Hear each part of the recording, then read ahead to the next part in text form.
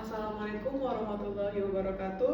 Selamat siang Bapak Ibu yang terhormat. Perkenalkan, nama saya Anissa Iza Firnita. Saya adalah salah satu dari mahasiswi Universitas Terbuka jurusan Sastra Inggris. Perkenankanlah, pada pagi hari ini saya membahas topik dengan judul permasalahan keamanan penerbangan sipil di Papua. Pertama-tama, marilah kita panjatkan puji dan syukur kehadiran Tuhan Yang Maha Esa, karena atas nikmat dan karunia-Nya kita dapat berkumpul pada pagi hari ini dengan keadaan sehat walafiat. Sebagaimana kita ketahui, Pulau Papua adalah salah satu pulau yang berada di paling timur Indonesia. Walaupun dengan kekayaan alam yang sangat melimpah, ada banyak faktor yang mempengaruhi keamanan dan keselamatan penerbangan sipil di Papua, atau biasa disebut dengan penerbangan perintis. Faktor yang pertama adalah pegunungan yang tinggi. Seperti Bapak Ibu lihat pada layar televisi, ini adalah gambar dari pegunungan paling tinggi di Indonesia, yaitu Pegunungan Kartens dengan ketinggian 16.000 feet. Pilot sering kali tidak bisa melihat gunung ini karena sering ketutup oleh awan ataupun kabut dengan cuaca yang sangat ekstrim di daerah Papua. Lalu selanjutnya adalah runway yang terbatas. Seperti Bapak Ibu lihat, ini adalah salah satu dari banyaknya airstrip yang ada di Papua.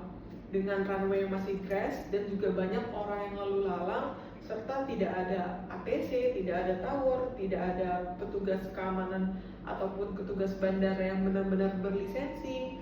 Mereka hanya mengandalkan dengan apa adanya saja, dan ini sangat berbahaya, terutama ketika pesawat sedang take off ataupun landing.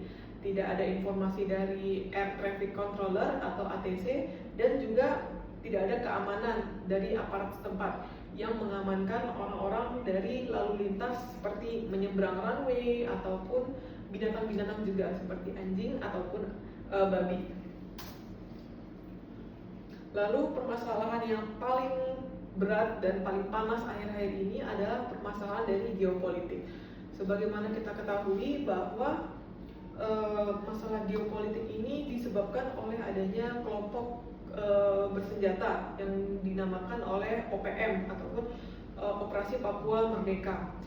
Biasanya OPM ini menargetkan pesawat-pesawat perintis yang akan landing ataupun mau take off dengan menembak sayapnya ataupun lebih parahnya pilotnya ditembak agar penerbangan itu sudah tidak ada lagi dan menurut mereka permasalahannya akan selesai.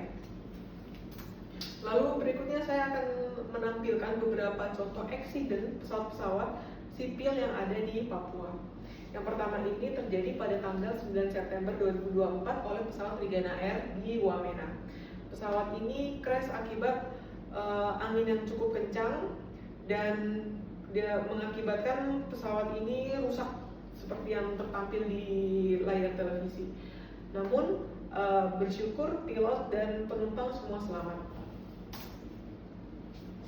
Lalu permasalahan kedua dan permasalahan akhir-akhir ini baru saja terjadi adalah pesawat Smart Aviation di Korowai Batu pada tanggal 12 Februari 2026. Kedua orang pilot, yaitu Kapten Baskoro dan Kapten Egon Erawan, meninggal dunia di tempat akibat ditembak oleh kelompok bersenjata OPM.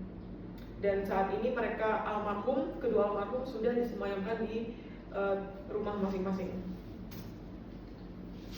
Bagaimana menanggulangi hal ini adalah suatu PR yang sampai sekarang belum bisa diselesaikan.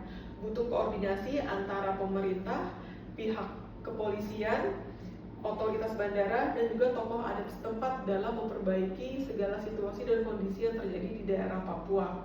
Serta kita juga harus memastikan bahwa adanya komunikasi yang baik antara pihak bandara, pihak operator, dan juga tokoh adat setempat yang ada di Papua agar mereka saling berkesinambungan dan saling membantu jika ada konflik atau permasalahan yang terjadi.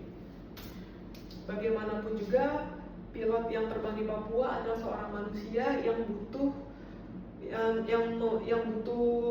jaminan keselamatan dan juga mempunyai hak untuk hidup, tidak dengan direnggut seperti ditembak oleh kelompok bersenjata. Mereka adalah pejuang dari Indonesia yang berusaha untuk menyatukan Papua dengan satu-satunya transportasi yang ada di Papua, yaitu transportasi udara yang bisa menyambungkan mereka dalam mencapai pendidikan, lalu transportasi, dan juga mobilitas mereka sehari-hari.